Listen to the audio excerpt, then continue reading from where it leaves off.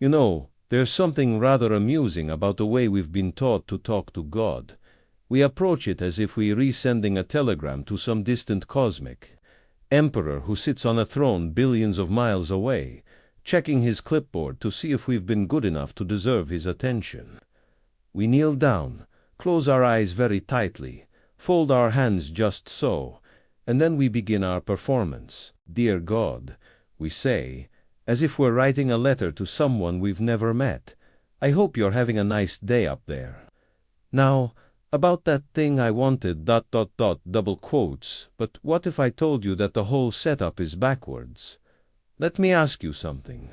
When you talk to yourself, do you use words?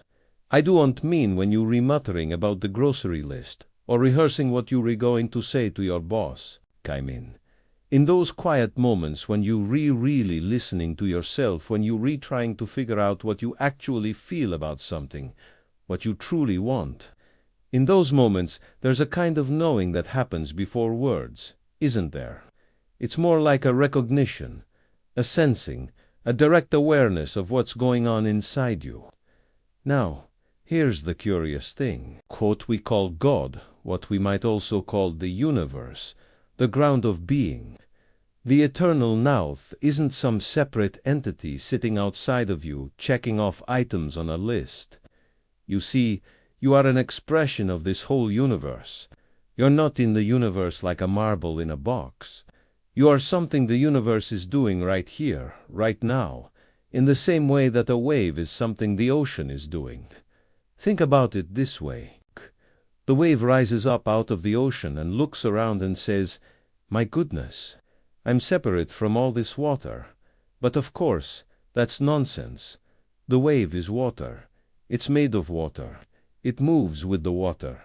When it crashes on the shore, it doesn't die, it simply returns to what it always was, the ocean. We are like that wave. We've risen up out of this mysterious source, this ground of all being, and we think we're separate from it. We think we have to shout across some vast distance to get its attention. But you can't be separate from it because you are it. You are the universe looking at itself through your eyes right now. So what does it mean to talk to God? It means to stop, to be quiet, to listen. You see, we've got the whole thing backwards. We think prayer is about speaking, about making our requests known, about explaining our situation to some divine bookkeeper who might not have noticed what's going on in our lives. But the real art is in the listening, not the speaking. When Jesus went off by himself to pray, he wasn't reciting memorized formulas. He was becoming quiet enough to hear. He was letting go of the noise in his head, all the chatter, all the planning and worrying and rehearsing. He was settling into a deeper silence where something else could speak. And what speaks in that silence? Well, that's the whole mystery, isn't it? You might call it intuition or guidance or the voice of God. But what it really is reality itself making itself known to you. It's life showing you what wants to happen next. Let me tell you what happens when most people pray. They come with an agenda. They've already decided what should happen. They've figured out exactly how God should fix their problem, exactly what solution would be best. And then they dress it all up in humble language, "If it be thy will." Lord, please do exactly what I've already decided should happen. But this is rather like going to a doctor and saying, "I've diagnosed my own condition and prescribed my own treatment. Now, please give me what I've decided I need." The doctor might smile and say, "Perhaps we should examine you first, don't you think?" The correct way to talk to God is to come empty, to come not knowing, to come without your list of demands and requirements, to come as pure listening, pure receptivity, pure openness to what is. This is not passivity. This is something much more alive than that. It's like swimming in a river. If you try to control the water, if you try to force it to flow in a different direction, you'll exhaust yourself and probably drown. But if you relax into the current, if you feel which way it's moving and flow with it, then you discover you can navigate with incredible grace and power. When you sit quietly and stop all your internal chattering, something remarkable happens. At first, you notice all the noise, all the thoughts bouncing around like popcorn in a hot pan. All the worries, the plans, the memories, the fantasies. And your first instinct will be to try to stop them, to push them away, to make your mind blank and pure. But you see, this too is just more doing. It's more controlling. Instead, simply watch. Watch the thoughts come and go like clouds drifting across the sky. You don't have to do anything with them. You don't have to believe them or act on them or push them away. Just watch. And in the watching, something begins to happen. The thoughts begin to slow down. The chatter begins to quiet. And in that quietness, you begin to sense something else. A presence, an awareness, a sense of being held by something much larger than yourself. This is what Jesus meant when he said the kingdom of heaven is within you. He wasn't talking about some future reward, or some place you go when you die. He was talking about this direct awareness of your unity with all that is. Now I know what you're thinking. But what about my problems? What about the things I need help with? Are you telling me I should just sit quietly and do nothing while my life falls apart? Not at all. But here's what I am saying. The help you need doesn't come from some external deity who might or might not decide to intervene. It comes from this deeper wisdom that emerges when you get your anxious, controlling little ego out of the way. When you're all wound up in worry, when you're frantically trying to figure everything out, when you're desperately praying for God to change your circumstances, you like a radio that's jammed with static. The signal is there, but you can't hear it because you're making too much noise. But when you become quiet, when you let go of your agenda, when you stop trying to control the outcome, something amazing happens. Solutions appear that you couldn't have thought of, opportunities open up that you didn't know existed. You find yourself saying and doing exactly the right thing at exactly the right moment. Not because you planned it, but because you got out of your own way and let life flow through you. Let me give you an example. Suppose you're worried about money. The usual way of praying about this is to ask God to give you money, to make your circumstances better, to solve your financial problems. But notice what this does. It keeps you focused on the problem. It reinforces the belief that you don't have enough. It makes you feel powerless and dependent on some external force to rescue you. But suppose instead you sit quietly and simply become aware of your breathing. You notice the air moving in and out. You notice that you didn't have to learn how to breathe. Your body just knows. It's been breathing you since the moment you were born. And it will continue breathing you until the moment you die without any effort or worry on your part. And then you expand that awareness.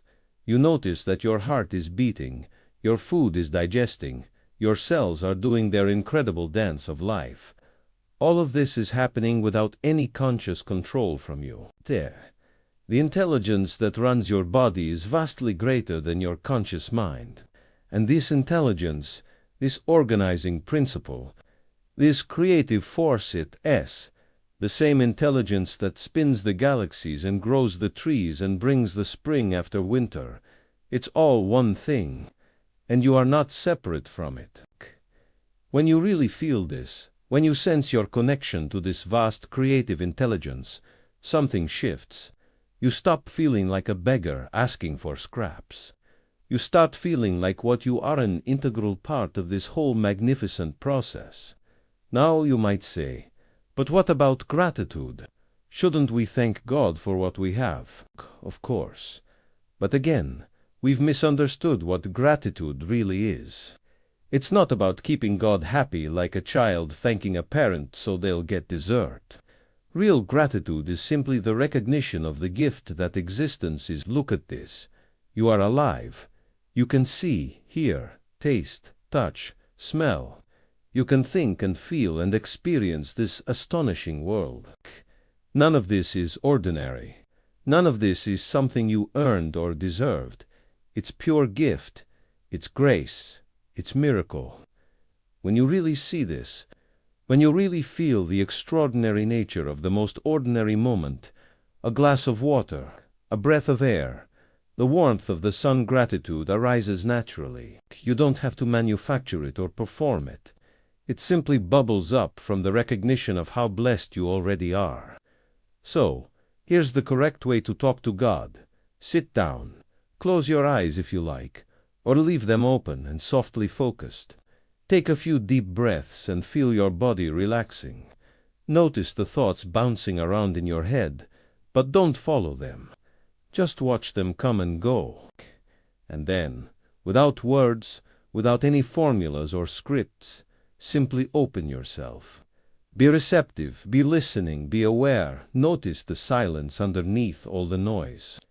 Notice the space in which all experience is happening. Notice that you are aware, and this awareness is not separate from what you're aware of. You might sense a presence.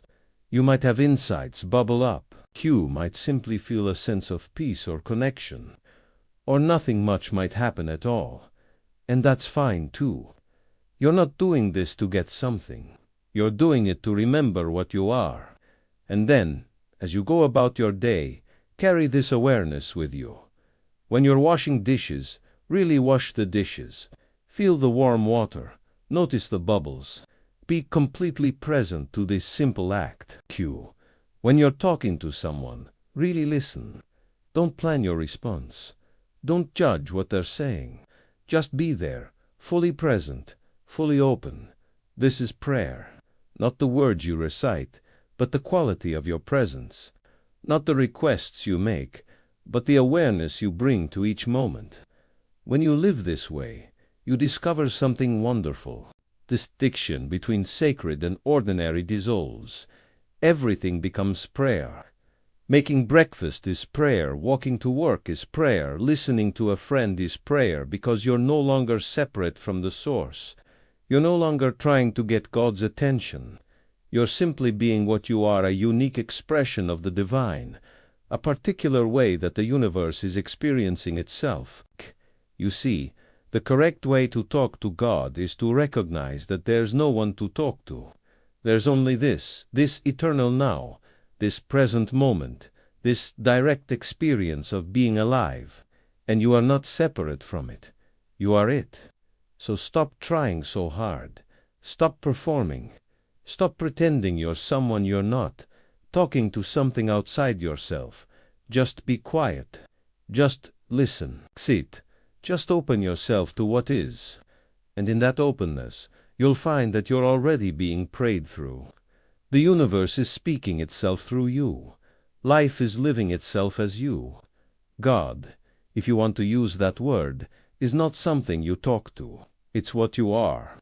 This is the secret that the mystics have known in every tradition, that the seeker and the sought are one, that the prayer and the prayed to are the same thing looking at itself from different angles, that prayer is not communication between separate beings, but the universe becoming conscious of itself. So the correct way to talk to God is to stop talking and start listening, to stop seeking and start being, to stop performing and start experiencing, and in that simple shift, everything changes.